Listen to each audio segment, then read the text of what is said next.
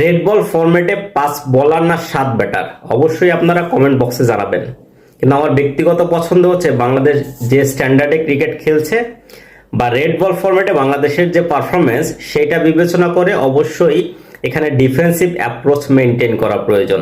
আমি যদিও সবসময় পজিটিভ অ্যাপ্রোচের কথা বলি, কিন্তু সেটা হোয়াইট বল ফরম্যাটের জন্য। কিন্তু রেড বল ফরম্যাটে বাংলাদেশের এখন ওই স্ট্যান্ডার্ড বা ওই জৌলুসটা তৈরি হয় নাই 5 জন বলার নিয়ে খেলার মতো। সিরিয়াসলি বলছি। এই কারণেই আমি অন্তত পক্ষে 7 জন ব্যাটসম্যান, একদম প্রপার ব্যাটসম্যান চাই। এটার পেছনে যথেষ্ট যুক্তি রয়েছে। এই সিলেটে আয়ারল্যান্ডের বিপক্ষে যে টেস্টটি খেলতে যাবে বাংলাদেশ, সেটাতে বাংলাদেশ নিঃসন্দেহে ফেভারিট। কিন্তু এই সিলেটের মাটিতেই বাংলাদেশ সর্বশেষ 3টা টেস্টের মধ্যে 2টা টেস্টে পরাজিত হয়েছে এবং 2টা টেস্টের মধ্যে একটা শ্রীলঙ্কার বিপক্ষে এবং অপরটি জিম্বাবুয়ের বিপক্ষে। যে 2টা টেস্ট ম্যাচে বাংলাদেশ পরাজিত হয়েছে সেখানে কিন্তু বাংলাদেশ 5 জন বলার নিয়ে খেলেছিল।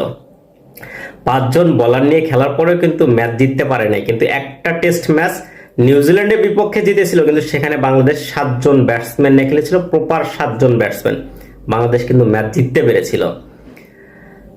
জিম্বাবুয়ের বিপক্ষে 5 জন বলার নিয়েও বাংলাদেশ জিততে পারে নাই। তার কারণ হচ্ছে একটা ব্যাটসম্যানের অভাব।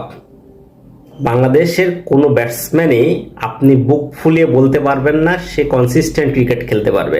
যে কারণে আমি অন্তত পক্ষে মনে করি 7 জন ব্যাটসম্যান, এখানে প্রপার বলার হওয়া প্রয়োজন 4 জন। কারণ একটাই কারণ, সেকেন্ড ইনিংস বলুন আর ফোর্থ ইনিংস বলুন, কোনো ক্ষেত্রেই কিন্তু ওই দ্বিতীয় ইনিংসে 5 জন বলারের প্রয়োজন নাই। ভাই, টেস্ট ম্যাচ জিততে গেলে আপনার 130-35 ওভার বোলিং করবেন, এই মেন্টালিটি নিয়ে আপনি টেস্ট ম্যাচ জিততে পারবেন না। আপনাকে অবশ্যই মানতে হবে 80 ওভার বা 90 ওভারের মধ্যেই প্রতিপক্ষকে অল আউট করা। সেক্ষেত্রে আমি মনে করি 4 জন বলারই যথেষ্ট।